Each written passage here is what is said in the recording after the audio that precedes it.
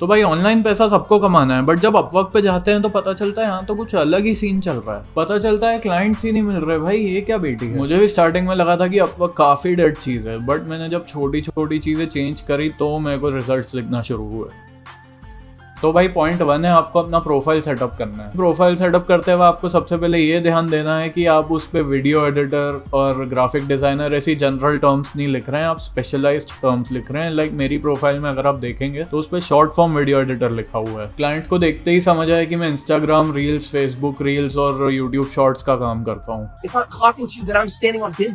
भाई क्लाइंट्स को चाहिए स्पेशलाइज्ड लोग, उनको ऐसे ही रैंडम लोग नहीं चाहिए। अगर आपको थोड़ा सा नॉलेज होगा तो आपको पता होगा कि डेविन हो एक इंस्टाग्रामर है जिसकी रील्स काफी फेमस हो गई थी, और UGC is a type of content, ये दोनों चीजें काफी ज्यादा फेमस चल रही थी शॉर्ट फॉर्म वीडियो एडिटिंग की स्पेस में। तो मेरी प्रोफाइल में मैंने यही डाल रखा है। पॉइंट 2 है, आपको प्रपोजल सबमिट करते हुए क्या क्या चीजों का ध्यान रखना है। भाई प्रपोजल भेजना भी एक आर्ट है, हर प्रोजेक्ट के पीछे नहीं भागना है, आपको कुछ सर्टेन चीजों का ध्यान रखना है। भाई आपको देखना है क्या क्लाइंट का पेमेंट वेरीफाइड है, क्या क्लाइंट कितना एवरेज पे करता है, कहाँ का क्लाइंट है, उसके रिव्यूज कैसे हैं, और सबसे जरूरी उनका हायर रेट कितना है। क्योंकि भाई अगर कोई क्लाइंट है उसने 100 जॉब पोस्टिंग डाल रखी है और सिर्फ 10 में ही लोगों को हायर किया है, मतलब उसका सिर्फ 10% हायर रेट है। उसने 90 जॉब्स तो ऐसे ही डाल दी, उसने किसी को हायर भी नहीं किया, और उन 90 जॉब्स पे जितने लोगों ने अप्लाई किया होगा उनके साथ तो काफी गलत हो गया भाई। जस्ट फॉर एन एग्जाम्पल मैं आपको दिखा देता हूँ कि मेरा बेस्ट प्रपोजल मेरे हिसाब से क्या था आज तक का। बेसिक जिस्ट ये है कि ये मेन के लिए शेपवेयर कंपनी है। शेपवेयर आपको अगर नहीं पता है, आप उनके अगर कपड़े पहने तो आप थोड़ा स्लिमर दिखोगे। So I think this is a very neat proposal. आप इसका फॉर्मेट कॉपी करके अप्लाई करना स्टार्ट कर सकते हैं। आप एग्जैक्टली ये चीज़ें ऑब्वियसली नहीं लिख पाएंगे क्योंकि ये काफ़ी ज़्यादा पर्सनलाइज्ड है। ये मैंने खुद बैठ के पूरा लिखा था without any use of AI।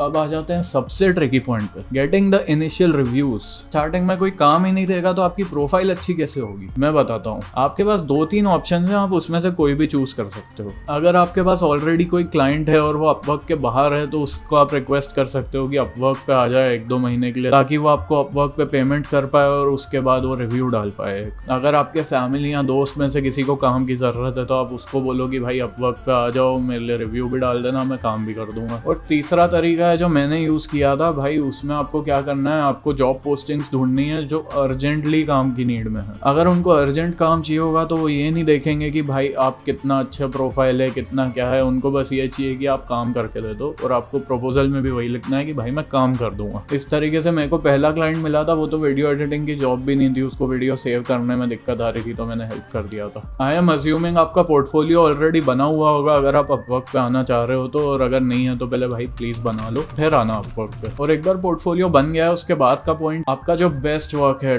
Top जो आपको लगता है इससे अच्छा काम आप कर ही नहीं सकते, वो आपको एकदम ऊपर डालना है, क्योंकि लोग मोस्टली टॉप 3 ही देखते हैं। I mean, seriously, how often do you really look at a man's shoes? तो गाइस अपवर्क पे क्लाइंट ढूंढना कोई रॉकेट साइंस नहीं है। सही प्रोफाइल, स्मार्ट प्रपोजल्स और थोड़ा पेशेंस, बस यही चाहिए आपको। Get your ass in there and close the goddamn deal.